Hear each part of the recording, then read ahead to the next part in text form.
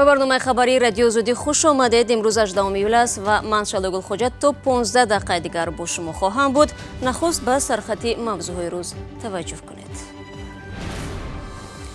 истифодаи ғайриҳадафмандонаи миллионҳо сомонӣ. Палатаи ҳисоб дар фаъолияти Бонки Миллӣ тақаллуби молиро ошкор кард ва мунтазири ҷуброни зарар аст. توان ضرر به مبلغ 6 میلیون و 742 هزار سومانی برقرار گشته. اویدی برقرار نمودن ضرر باقی‌مانده چراغ اندیشیده شده است. харҷ аз кисаи муштариён, хадамоти зиддинисорӣ сабаби афзоиши нархи барқро ба хотири наҷоти барқи Тоҷик номид. Сокинон розӣ нестанд.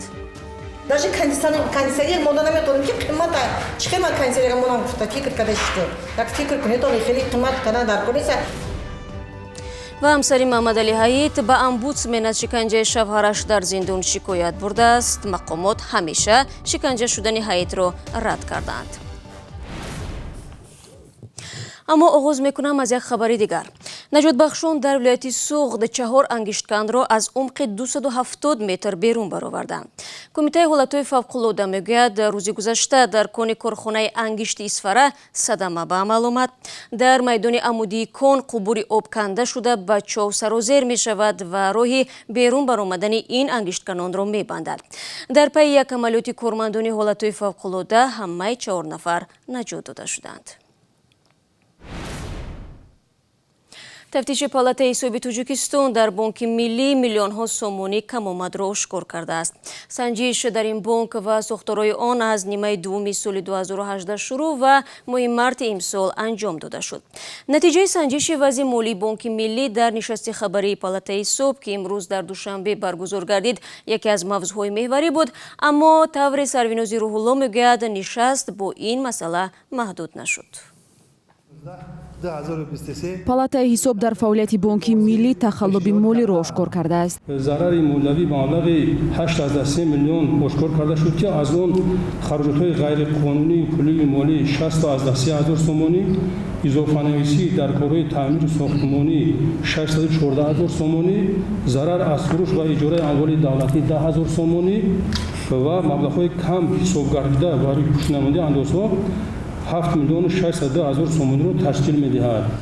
раҳбари гурӯҳи санҷиши Палатаи ҳисоб гуфт, ин омор пайи санҷиши беш аз нимсола дар Бонки Миллӣ ошкор шуд. дар натиҷаи чораҳои андешида шуда товони зарар ба маблағи 6 миллион و 742 ҳазор сомонӣ барқарор гашта, оиди барқарор намудани зарари боқимонда чораҳо андешида шудааст. ин ниҳод мегӯяд ҳоло санҷиши фаъолияти Бонки давлатии Амонатбонкро шурӯъ кардааст. аудити ин бонки давлатӣ дар ҳолест ки Эмомалӣ Раҳмон раиси ҷумҳур зимни мулоқот бо намояндагони бахши молияву бонкдорӣ аз қонуншиканӣ дар сохторҳои бонкӣ махсусан ёдовар шуд. Палатаи ҳисоби Тоҷикистон ҳамчунин аз оғози санҷиши аудиторӣ дар ширкати барқи Тоҷик хабар дод. аз соли 2013 инҷониб аз тарафи Палатаи ҳисоби ҷумҳурии Тоҷикистон дар барқи Тоҷик санҷиш гузаронда нашудааст ва дар семоҳаи сеюм ҳамин аст ки дар семоҳаи сеюм дар нақшаи Палатаи ҳисоб тасдиқ шудагӣ аст аз моҳи август санҷиши фаъолияти худи барқи Тоҷик барои солҳои 2017, 18 ва 6 моҳи 2019 санҷиш гузаронда мешавад.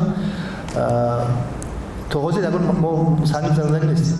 тибқи иттилои Палатаи ҳисоб маблағи қарзи истифодаи нерӯи барқ 2 миллиарду 301 миллион сомониро ташкил медиҳад. аз корхонаи боди давлати ширкати алюминии Тоҷик 390 миллион сомонӣ, агентии петруши замин ва бюри 139 миллион сомонӣ, хоҷагоҳи кишоварзӣ 167 миллион сомонӣ, обу корезии ҷумҳурӣ 41 миллион сомонӣ, ташкилоти муассисаҳои бюҷетӣ бошад 52 миллион сомонӣ, корхонаи муштараки Тоҷик кимиосонаат 23 миллион сомонӣ, аҳолии ҷумҳурӣ бошад 956 миллион сомониро ташкил медиҳад. қарзи аҳолӣ 956 миллион сомониро ташкил медиҳад.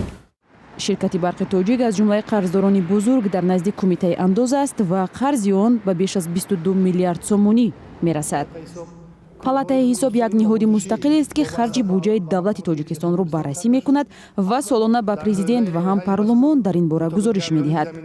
ин ниҳод дар 6 моҳи соли ҷорӣ беш аз 150 санҷишро дар идораҳои давлатӣ анҷом дода ҳудуди 90 миллион сомонӣ зарари молӣ ошкор кардааст. ҳамон гуна ки Сарвинози Рӯҳулло аз қавли масъулони палатаи ҳисоб гуфт, ин ниҳод ба зудӣ тафтиши ширкати барқи тоҷикро ки коршиносон онро борҳо ба мудирияти нодуруст ва фасодзадагӣ муттаҳам кардан мепардозад. ҳанӯз маълум нест ки ин санҷиш чӣ натиҷа медиҳад, вале ҳукумат аллакай иқдоми фаврии берунрафти ин ширкатро аз буҳрон рӯи даст гирифт. 17% боло бурдани нархи нерӯи барқ аз моҳи сентябр. масъулони хадамоти зидди нисорӣ дирӯз дар ҷамъи хабарнигорон гуфтанд, нархи феълии барқ ки 19 дирам аст, хароҷоти онро намепӯшонад. ширкати барқи тоҷик ва вазорати энергетикаи тоҷикистон то ҳол сабаби боло бурдани нархи нерӯи барқро шарҳ надоданд. вале дар хадамоти зидди инҳисорӣ дирӯз дар тавзеъ ин қарор гуфтанд ки чаро нарх боло рафт ва ба кӣ он дар кор аст. қарзи умумии ширкати барқи тоҷик ба 2 миллиарду 200 миллион доллар наздик мешавад. ин буҷаи солонаи кишвар аст. роҳи аз ҳама осони бозгардонии қарзҳо гирифтани ин маблағ аз аҳолист. мақомдорон мегӯянд 17% зиёд кардани қимати истифодаи нерӯи барқ комилан аз боталоқи қарздорӣ берун намекашад, аммо вазъи ширкатро беҳбуд мебахшад. нерӯи барқе ки ҳозир амал мекунанд барои асосан гирем аҳолӣ ва дигар гурӯҳи истеъмолкунандагоне ки нерӯи барқро истифода мебаранд, арзиши асли онро пӯшонда наметавонад. барои ҳамин бо сабаби рӯйпӯш кардани хароҷотҳои ҳақвоқии барқи тоҷик тарифҳо мунтазам зина ба зина аз соли 2015 шумо огоҳ ҳастед ки 15 ё 16% баланд бурда шуд. яъне ки ҳар як чиз бояд хароҷоти худашро рӯйпӯш кунад. сокинони тоҷикистон мегӯянд мушкилоте ки дар пайи коргузории нодурусти барқи тоҷик ба вуҷуд омадааст набояд аз ҳисоби онҳо ҳал шавад. дар тоҷикистоне ки бигӯем истеҳсолкунандаи барқ ҳаст, ин қадар оби тоза дорем, ин чизҳо нархаш нисбатан фикри ақидаи ман ба гаронтар аст. Кам-кам этим хасирано мебиан ки наспоре мебурем. бахтиёй собирова мегӯяд ӯ дар манзилаш то ҳадди аксар истифодаи нерӯи барқро сарфа мекунад. به این هم 25% معاش شوهرش برای پرداخت پول برق خرج می‌گردد. Даже кондиционер мода наметоним ки қиммат чихема кондиционер монам гуфта фикр када шуд. Так фикр кунед он хели қиммат када дар кониса халк бечора азоб ба ина ин бечора ҳамсиам бечора ино ба дирам месад ин бечора ба ина бечора шуш касали буд Россия ба коркунига ба кораш ба барор намегира бо гаште мебия. اقتصادشناسان بر اینند که بالا بردن نرخ نیروی برق هم به کیسه مردم عادی ضربه میزند و هم وضع شرکت برق تاجیک را تغییر نمیدهد. الان حتی با طرفهای گویا پست کارمندان شرکت و خود اهالی توانی جمع‌آوری پول را ندارند چون که سطح زندگی مردم پست است. بدون این نظارت نباید نرخ گران کرده شود. حدود باید باشد. قرار حکومت برای گران کردن نرخ استفاده نیروی برق از 1 سپتامبر امسال به حکم اجرا می‌دراید. اما ساکنان تاجیکستان و اقتصادشناسان امیدوارند که مقامات این اقدام بحث برانگیز را لغو می‌کند. بینندگان عزیز، ما از هر یکی شما انتظاری همکاری هستیم. اگر می‌خواهید در تهیه برنامه خبری سهم بگیرید چنین امکانیت فراهم است. خبر عکس و یا نواری ثبت کرده تون را میتوانید طریق وایبر و واتساپ با رقم 420 724 056 681 در اختیار رادیوی آزادی گذارید. این رقم تنها برای قبول مواد است. یک اعلان دیگر هم داریم با آنهایی که دههای خود را دوست می‌دارند و می‌خواهند آن را به جهانیان نمایش بدهند. رادیوی آزادی آزمون راه اندازی و برای نوارهای بهترین 3 جایزه نیز مقرر کرده است. طلبات اساسی این است که نوار باید 1 دقیقه باشد و شما در آن نوار درباره دههای خود معلومات بدهید. بینندگان عزیز، در برابر فرستادن نوار نوشتن نامناسب و رقم تلفنتان را نیز فراموش نکنید. آزمون تا 1 سپتامبر امسال ادامه می‌کند. رو می‌ریم با موضوعهای دیگر. همسری محمد علی حییت معاون سابق حزب در تاجیکستان ممنوع نهضت اسلامی به وکالتدار اوید به حقوق انسان تاجیکستان شکایت برده است. امبودسمن امید بابوزاده امروز در نشست خبری گفت سورینیسو جورایو از آن شکایت کرد که شوهرش در زندان مورد شکنجه قرار گرفته است. امبودسمن میگوید این شکایت را به دوستانه کل تاجیکستان ارسال کردند و منتظر پاسخ هستند.